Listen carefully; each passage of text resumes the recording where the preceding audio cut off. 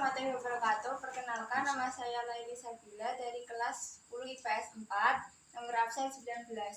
Saya di sini akan mewawancarai Bapak Sunarbayan selaku perangkat desa Sumberjo. Gimana Pak asal-usul desa Sumberjo? Ya, begini Nela. Jadi asal-usul desa Sumberjo. Tadi kemarin saya sudah diwawancari oleh teman kamu yaitu Ines. Namun ini ada lagi yaitu siapa namanya? Laili Sabila. Jadi asal-usul desa Sumberjo ini memang sesuai dengan nama desa Sumberjo. Ya. Jadi desa Sumberjo ini adalah desa yang berada di wilayah Kabupaten Pati, Kecamatan Gunungkal, Provinsi Jawa Tengah.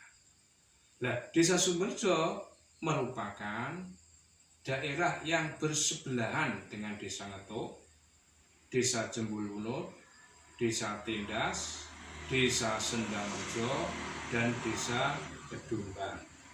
Ini adalah desa Sumberjo. Nah, secara geografis, desa Sumberjo ini memiliki luas kurang lebih 360 hektar. 360 hektar ini yang dibagi menjadi 5 dukuh. 1 dukuh Pegandon, dukuh Golong, dukuh Sentul, dukuh Cekelan, dan dukuh Panagungan. Ini desa Sumberjo. Nah, asal-usul desa Sumberjo ini terbentuk pada tahun 1940-an. Jadi kurang lebih. Jadi karena saya tahunya pada tahun 1940-an. Nih, ya. Nama Sumberjo ini adalah diambil karena di daerah tersebut memiliki banyak sumber mata air, sumberan, yaitu sumber air, ya, air. Rejo artinya makmur. Jadi Sumberjo ini artinya orang-orang bermakmur. Ya, karena kanan kiri ya sawah-sawah, tegalan, situ itu dulunya ada sumbernya. Nah, sekarang nama-nama kepala desa pada zaman dulu. Zaman dulu itu bukan kepala desa pada tahun 1940-an. Ini adalah menggunakan sistem petinggi. Arti kepala desa itu baru aja, zaman Orde Baru dulu ya, ini petinggi, sekarang itu kepala desa. Nah, kepala desa yang pertama ini dijabat oleh Kartobasman pada tahun 1940 sampai 1950. Jadi menggunakan caranya memilih petinggi itu menggunakan antrian. Jadi misalkan ngarep iki ada kotak A, B, C, ya itu orangnya itu di belakang kotak itu ada orangnya maju satu. Mana yang disenangi itulah nanti menghadap pada kotak tersebut. Ini di kotaknya dewe-dewe. Kemudian setelah selesai Kartobasman diganti oleh Sudargo. Diganti Sudargo ini pada tahun 1950 sampai 1958 menggunakan sistem bumbung. Bumbung itu anggo alat ya, sing digunakan untuk madai biting. Jadi di sini biting siji, misalkan saya senang A, saya ambil biting 1 masukkan di bumbung A. Kemudian ada yang lagi B, senang pada yang B, maka biting yang B ini dimasukkan pada bumbung yang B, dan seterusnya. Itu pada zaman dulu. Kemudian setelah Sudargo meninggal digantikan oleh Surati, Pak Surati pada tahun 1958 sampai 1977, yaitu juga sama menggunakan sistem bumbung ya, dengan lidi atau biting istilahnya.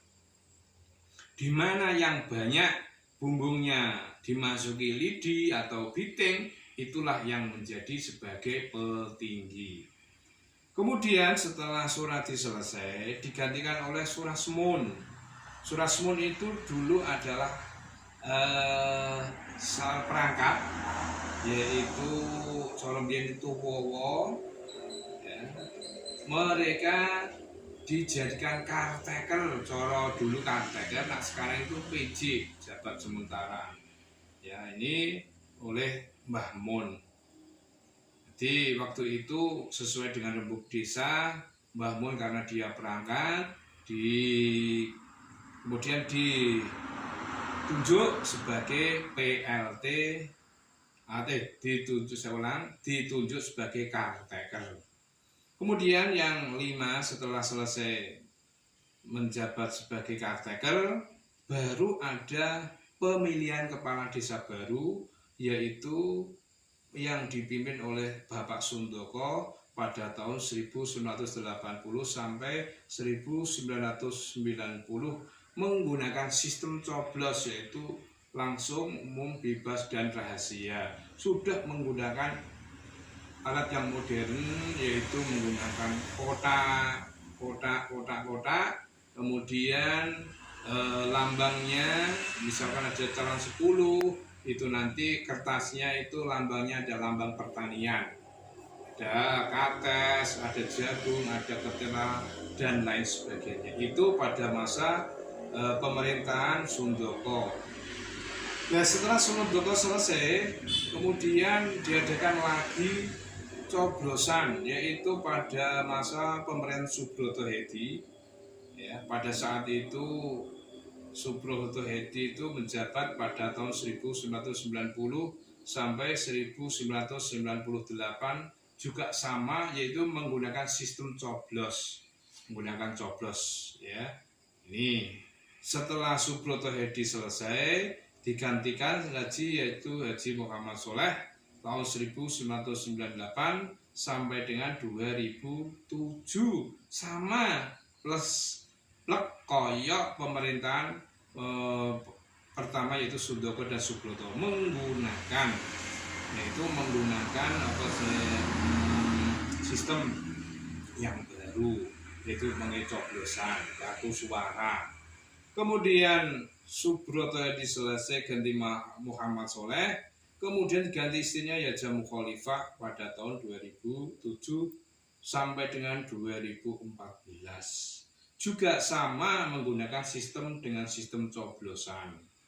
Setelah selesai masa pemerintahan Mukhalifah, kemudian diganti lagi, yaitu Anas Maksum yang menjabat kepala desa mulai dari tahun 2014 sampai dengan 2021. Setelah Anas Maksum selesai, ya, pada saat itu masih ada, yaitu PJ sebetulnya.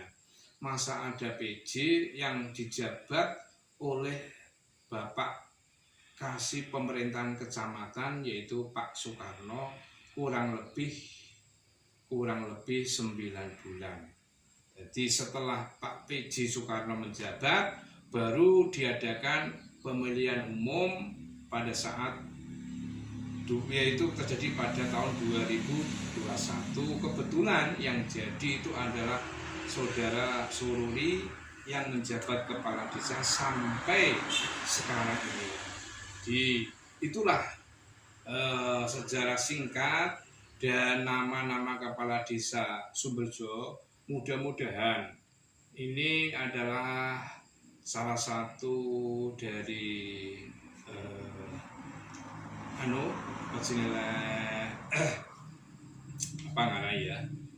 dari pemerintahan desa lah ya. Ini kurang lengkap, besok lagi ini saya lengkapi dengan teman-teman.